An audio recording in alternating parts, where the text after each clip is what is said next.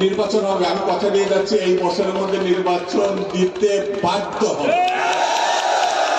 বিএনপির খেলা এখনো দেখেন নাই, কয়েকটা জনসভা শুরু করেছে, দেখেন নাই।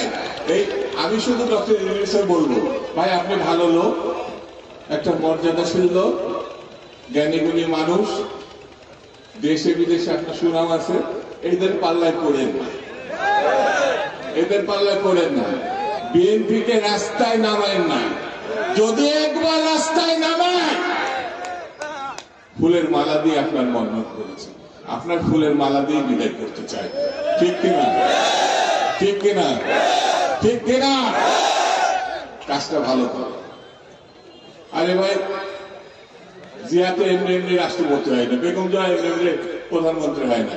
তারেক সাহেবের এই 17 বছর চেষ্টা, উদ্যোগ, সংগ্রাম, চারটিখানি কথা, সে তো প্রধানমন্ত্রী হবে, ইলেকশন হবে, এই বছরের মধ্যে যেন তারেক রহমান সাহেব প্রধানমন্ত্রী হবে, প্রধানমন্ত্রী হবে।